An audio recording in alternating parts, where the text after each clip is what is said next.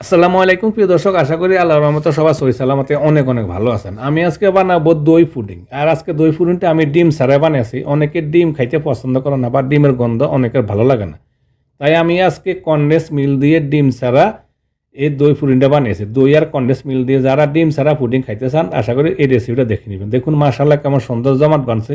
তাহলে চলুন রেসিপিটা দেখা শুরু করি। প্রথমে একটা ক্যারামেল বানিয়ে নিব। ক্যারামেল বানানোর জন্য একটা নন স্টিক প্যানে 2 টেবিল চামচ দিয়ে দিলাম হোয়াইট সুগার আর 1 চা চামচ পানি দিব। পানি ছাড়াও ক্যারামেলটা বানানো যায়, তবে পানি দিলে কালারটা সুন্দর আসে। আমি কোনো কিছু দিয়ে নাড়াচাড়া করবো না, অটোমেটিক যখন কিছুক্ষণ পর এক সাইডে কালার আসা শুরু করবে তখন প্যানের ডাঁটা ধরে এইভাবে একটু নাড়া দিয়ে দিব। তাহলে কালারটা সুন্দরভাবে সম্পূর্ণ একইভাবে কালারটা হয়ে যায়। আর চুলাটা আমি বন্ধ করে দিব, প্যানের গরমে বাকিটা কালার এসে যাবে। এবার এখানে একটা মোল্ড নিয়ে নিলাম। আমি এখানে গ্লাসের মোল্ড নিয়ে নিছি, যেহেতু আমার কাছে সিলভারের মোল্ড নাই।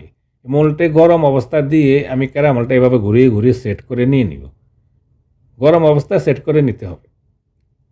তারপরে আমি পুডিংয়ের মিশ্রণ বানানোর জন্য আমি একটা বল নিয়ে নিলাম আর এতে দিয়ে দিলাম 1 কাপ ফুল ক্রিম দই।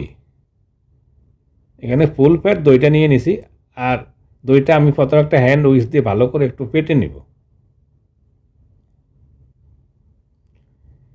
এরপরে দিয়ে দিলাম 1 কাপ ফুল ক্রিম লিকুইড দুধ। এখানে আমি গরুর দুধটা নিয়ে নিছি। আর দিয়ে দিব 1 কাপ কনডেন্স মিল্ক। এই কনডেন্স মিল্কের রেসিপিটা আমার চ্যানেলে আছে, আমি ডিসক্রিপশন বক্সে দিয়ে দেবো। আপনারা বাজার থেকে কিনা ছাড়া ঘরে খুব সহজভাবে স্বাস্থ্যসম্মতভাবে কনডেন্স মিল্কের এই রেসিপিটা বানিয়ে নিতে পারেন। আর দিয়ে দিলাম 2 টেবিল চামচ কর্নফ্লাওয়ার। আর তার সাথে এবার দিয়ে দিলাম 1 চা চামচের মতন ভ্যানিলা এক্সট্রাক্ট। আর কিছু দেবো না। এবার আমি ভালো করে একটু নাড়াচাড়া দিয়ে মিশ্রণটা ভালো করে মিক্স করে নিয়ে নেব। প্রিয় দর্শক, আশা করি রেসিপিটা আপনাদের পছন্দ হবে। যদি পছন্দ হয় প্লিজ একটা লাইক এবং একটা কমেন্ট করবেন। আর প্লিজ আমার চ্যানেলটা সাবস্ক্রাইব করে আমার সাথে থাকুন। ধন্যবাদ। এবার আমি মোল্ডে ঢেলে নিয়ে নিব।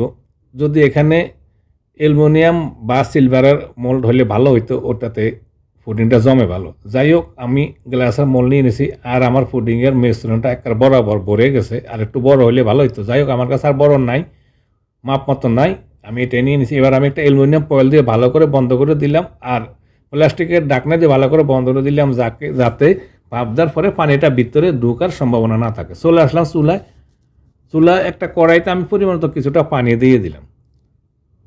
তারপরে পানিটা গরম হওয়া শুরু করছে।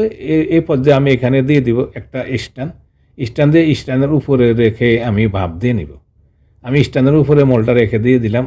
আর ঢাকনা লাগিয়ে আমি এই অবস্থায় 30 মিনিটের মতন ভাপ দিয়ে নিব। আপনাদের যদি পুডিং কম হয় তাহলে কিন্তু আরও আগেও এটা হয়ে যাবে, 20 মিনিট বা 25 মিনিটে হয়ে যাবে।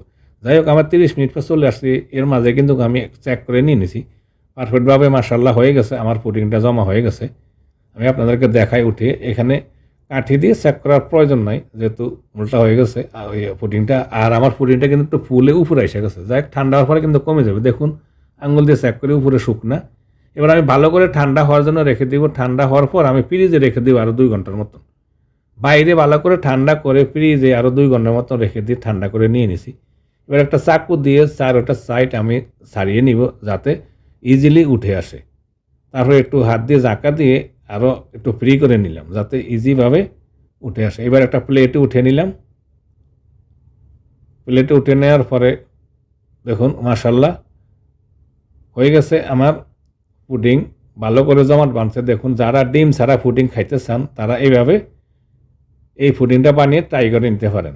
ডিম ছাড়া কনডেন্স মিল্ক আর দই দিয়ে এই পুডিংটা আমি তৈরি করেছি। উপরে সুন্দর দেখানোর জন্য দিয়ে দিলাম কয়েকটা আঙ্গুর আর রাসবেরি। প্রিয় দর্শক, আশা করি রেসিপিটা আপনাদের ভালো লাগবে। যদি ভালো লাগে প্লিজ একটা লাইক এবং একটা কমেন্ট করবেন।